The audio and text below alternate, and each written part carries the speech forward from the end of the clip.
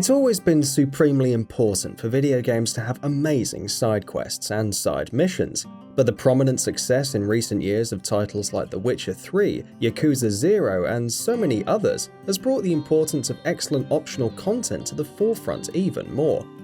Sure, the likes of Elder Scrolls, Mass Effect, Baldur's Gate, and many others have displayed the same qualities in the past as well, but more and more with each passing year, developers seem to be coming to terms with the fact that a game with better side quests is just a richer, more fulfilling experience. Red Dead Redemption 2 also subscribes to that philosophy.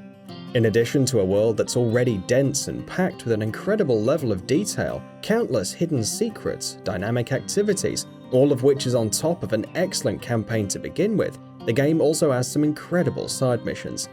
Though you're not required to complete any of these to finish the campaign, some of these contain in fact the game's best moments, period.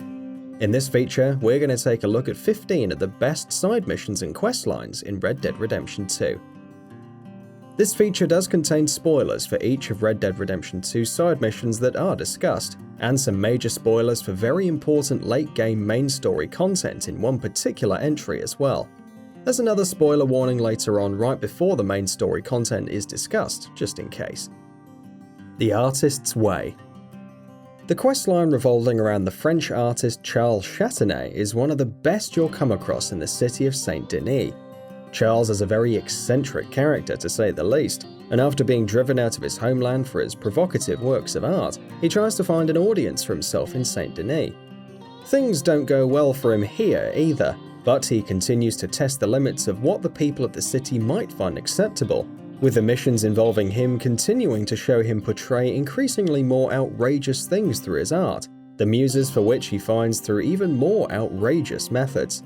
Thanks to some excellent writing, he's also just one of the most interesting and hilarious characters in the entire game, and manages to be that way without ever veering into the realm of over-the-top or outlandish. The Smell of Grease Paint. This quest has Rockstar written all over it. In a saloon in the Van Horn trading post, close to the mining city of Annisburg, Arthur runs into a large man with a child's disposition called Bertram, and a woman, Marjorie, who takes care of him. They're both members of a traveling sideshow, and the third member and a key part of their act, the dwarf magician Magnifico, has gone missing. The setup is fairly simple. Arthur heads out to look for Magnifico, but the way the short story unfolds is entertaining beyond belief. The little we see of their interactions is outlandish in the most rockstar way imaginable, and the time we spend with these eccentric, bizarre characters is brief, but oh so memorable. Noblest of Men and a Woman. For a large number of people playing Red Dead Redemption 2, this is probably one of the very first strangest side quests the game comes up with. Revolving around the not-so-honest biographer Theodore Levin and his desire to write about the famous exploits about the now washed-up and alcoholic former gunslinger Jim Boy Calloway, this questline sends Arthur on a journey across the land to meet 4 other former gunslingers to learn more about Calloway from them. And everything that follows is a memorable joyride, from journeying to 4 different locations to meet the gunslingers, to actually meeting these infamous outlaws, to how those meetings unfold, even right to the very end, and how the questline resolves. It's just one of the best side stories in the entire game. He's British, of course. There's 2 categories of side missions and questlines in Red Dead Redemption 2. The kind that is grounded and intense and adds significantly to the main story, and the kind that isn't afraid to have some fun and tell some seriously outlandish and thoroughly entertaining stories. Like The Smell of Grease Paint, He's British of course falls into the second category. Arthur runs into a travelling caravan of circus travellers who seem to have run into some trouble. Their carriages were wrecked and some of their animals, who are the highlights of their show, have escaped. Again, it's a simple setup and easy to write off if you just hear it be explained in a couple of sentences. But with each successive mission, the questline continues to escalate in terms of humour and how bizarre the entire situation is. Oh Brother. Oh Brother is not as ridiculously outlandish as something like He's British, of course, which we just spoke about, but it's absolutely one of the most hilarious questlines in the entire game. The setup is simple. Arthur runs into twins Protus and Acrisius in Valentine, who are competing for the attention and adoration of a woman called Helen. The lengths that both of them go to prove that they're more deserving of her lead to some amazing moments. From asking Arthur to shoot bottles off the top of their heads to literally begging him to kick them in some, let's call them tender areas to prove how strong they are, it's all just one hysterical situation after another, all of which builds up to what can best be described as a very wholesome ending. Charlotte the Widow. Of the two categories of side quest lines in Red Dead Redemption 2 we spoke of earlier, this falls in the first, the kind grounded in reality and drawing strengths not from amusing situations and wacky circumstances, but from excellent writing and memorable characters facing very real struggles. This collection of quests revolves around a woman named Charlotte, who, with her husband, left behind her unfulfilling materialistic life in the cities and came out west to live in the wilds and be closer to what's real.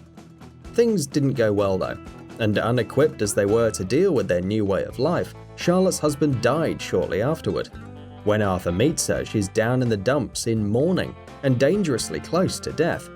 Watching her come to terms with her loss and growing to flourish in her new surroundings makes her one of the most engaging side stories in Red Dead Redemption 2. Do not seek absolution. Before we begin talking about this collection of missions, here's your major freaking spoiler warning. This questline ties in with incredibly important events in the main story, so skip on ahead to the next entry if you don't want any of that spoiled. Still here? Okay then. So Do Not Seek Absolution is heartbreaking. There's something very sad and yet depressingly just about the fact that Arthur contracts a disease that ultimately kills him from a man he beat in front of his family just to collect some debt. Following Thomas Downe's death, his wife Edith and their son are left with nothing to their names, and the two fall into a life of hardship and poverty, with Edith especially having to resort to extremely degrading work to make ends meet. Much of the second half of Red Dead Redemption 2 is about Arthur coming to terms with his own true nature, and with the fact that he doesn't have long to live. Watching him trying to make up for what he did to the Downes family in the little ways he can in this questline adds an incredible amount of weight and context to the main story. So much so that I'd even say that if you were to skip this questline, your enjoyment of the main story would be significantly diminished. Help a brother out. The industrial city of Saint Denis is home to a number of interesting characters and questlines. This is another one of those. It's relatively short, encompassing just 2 side missions, but it's still worth experiencing. The first side mission sees Arthur helping out a monk named Brother Dawkins by investigating a shop that's, as it turns out, a front for human trafficking, while the second mission sees Arthur meet a woman named Sister Calderon, a conversation with whom later on in the game's final third holds incredible weight for Arthur's personal struggles at that time. Like most other missions and side missions in Red Dead Redemption 2 though, Help a Brother Out and the mission following it benefit from some excellent writing that establishes very strong characters in a fairly short amount of time. A Bright Bouncing Boy. Ah, Marko Dragic, you crazy, insufferably eccentric genius you. The moment Arthur meets Marko Dragic in Saint Denis, it's instantly clear that the questline that follows is going to have that rockstar DNA of outlandish, over-the-top stuff, and it's so good. It starts off with a fun little quest where Arthur is controlling a small mechanical RC boat in a pond and exploding equally small mines in the water, and it takes a turn as Arthur journeys to Dragic's lonely lab in the middle of a dense forest in the far-off mountains during a thunderstorm, and then quickly turns into him helping Dragic create a robot. No, really, a robot in 1899's Old West, and it's glorious. The Veteran. Like many other memorable questlines in Red Dead Redemption 2, the Veteran doesn't sound like much on paper, with fairly generic-sounding quest objectives and a pretty simple setup. But just like those other questlines, the strength of excellent writing and a fantastic central character elevate it to great heights. The Veteran is all about Hamish Sinclair, a veteran, as the name suggests, of the Civil War, who, in spite of having lost his leg during combat and having to wear a prosthetic one, continues to have a positive outlook in life. As the questline progresses, Arthur develops a great friendship with Hamish, and watching the two interact with each other is absolutely delightful. Sadly, things don't end well for Hamish, which makes everything that preceded somehow even more poignant. A Fine Night for It. We've talked about this before in one of our earlier features, but Red Dead Redemption 2's swampy bayou north of Saint Denis is absolutely terrifying. Not because it has a creepy, tense air about it, not because it's crawling with alligators that are ridiculously hard to spot and can kill you within seconds, not because of the ghost lady, not even because of the thick fog that often seems to roll in out of nowhere. I mean, okay, it's scary for those reasons too, but the night folk are the single most terrifying thing about the entire area. A group of savages who wear white face paint and kill people mercilessly, and then leave their corpses out as warning signs, hanging from branches or nailed to tree trunks.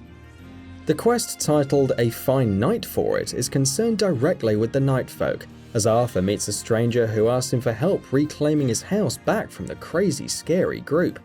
It's a brief encounter, but it does enough in that brief time to imprint itself in your memory. The Mercies of Knowledge. Saint Denis is full of colourful personalities, many of whom we've already discussed at great length in this feature. Another denizen of the city is Professor Andrew Bell, who's working on an invention called the electric chair as a humane way of executing prisoners of death row by dispatching them more quickly and with relatively less pain than a hanging. He enlists the aid of Arthur in his attempts to turn his experiments into a success, and the promise of a healthy payment is enough to get Mr. Morgan to agree. From acquiring materials required by the professor, to capturing a criminal on whom he plans to run the experiment, to convincing the cops of Saint Denis to let him showcase his creation live to a crowd, the Mercies of Knowledge consists of one enjoyable scenario after another. Its ending, though, is decidedly not a happy one for the professor, nor for the criminal who serves as his test subject, also serves as excellent payoff for this long questline. American Dreams. There's nothing quite as good as a good old-fashioned murder mystery. While wandering around the beautiful, untamed world of Red Dead Redemption 2, Arthur can come across one of these 3 grisly crime scenes where murder victims are gruesomely displayed, almost challenging onlookers to find the person responsible. On the person of each victim is a map, and collectively, the maps lead to the killer himself. It's a thrilling tale of twists and turns that starts off cranked up to 11 and never lets up, right up to its amazing finale.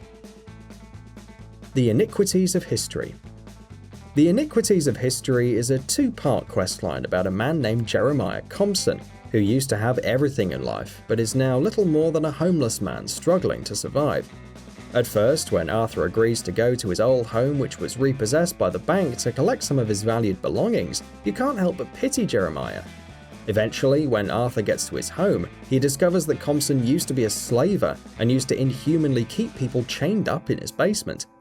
The realization of what he actually means when he's talking about having lost everything thanks to how the world has changed is horrifying, and Arthur's final confrontation with Compson is incredibly tense. The Wisdom of the Elders.